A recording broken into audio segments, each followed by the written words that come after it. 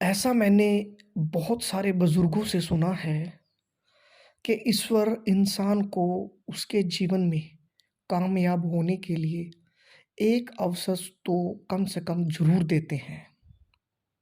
अब ये निर्भर करता है कि कैसे वह व्यक्ति उस अवसर की पहचान करे।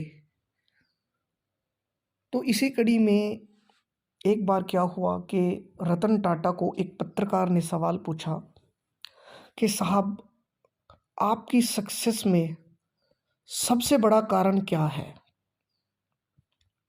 इस पर रतन टाटा जी ने उसको अपनी जेब से चेकबुक निकाल कर दी और कहा, तुम इस पर कोई भी अमाउंट भर लो, वो पैसा तुम्हारा हो जाएगा। लेकिन पत्रकार ने अमाउंट भरने से मना कर दिया और अब रतन टाटा जी ने उस चेकबुक को उठाया और अपनी जेब में डाल लिया। पत्रकार ने फिर से पूछा कि आपकी सक्सेस का सबसे बड़ा कारण क्या है?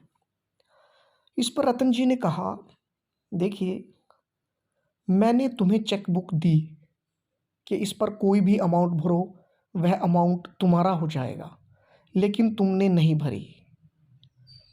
मैं तुम्हारी जगह होता तो मैं इस पर अमाउंट भर देता। मतलब अवसर की पहचान करना मेरी सक्सेस का सबसे बड़ा कारण है। तो ये एक बड़ी बात है कि हम ज़्यादातर जो समय है वो मेहनत करने पर तो लगे रहते हैं, लेकिन हमें जिस दिशा में मेहनत हम कर रहे हैं या जहाँ से हम उम्मीद कर रहे हैं, उसके साथ-साथ हमें अपने दिमाग के कपाट को भी खोल के चलना चाहिए। क्या कोई बेहतर मौका हमारे लिए बन रहा है, जिससे हम अपने जीवन में और अच्छा कर सकते हैं? इसका दृष्टिकोण अपने साथ रखना बहुत ज़रूरी है। तो ये कैसे हो सकता है? एक कहानी के माध्यम से और समझते हैं। एक बार क्या हुआ कि एक नदी के किनारे एक बहुत बड़ा गाँव था। उस गाँव में हज़ारों लोग रहते थे। उस गाँव में एक ऐसा इंसान भी रहता था, जिसे भगवान पर बहुत विश्वास था।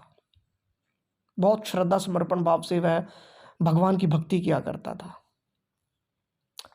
लगभग सभी गाँववासी बाढ़ की वजह से उस गाँव को छोड़ चुके थे।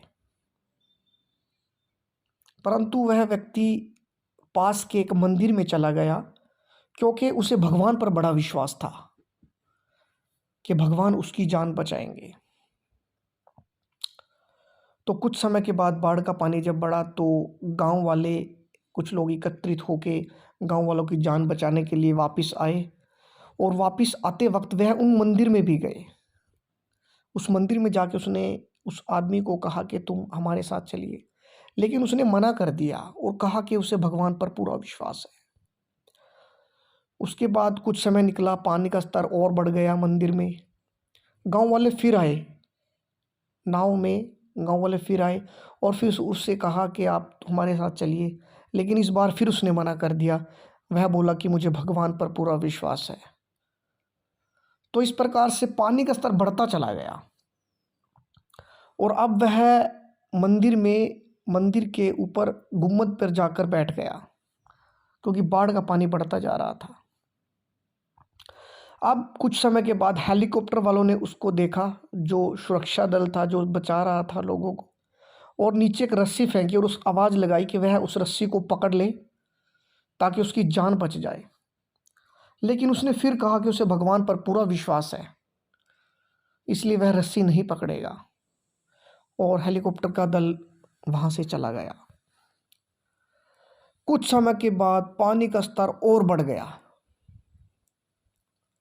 अब उसे एहसास हुआ कि अब उसकी जान नहीं बचेगी और वह मन ही मन परेशान होकर सोचने लगा, हे भगवान, मैंने तुम्हारी इतनी पूजा पाठ की और फिर तुमने मुझे नहीं बचाया।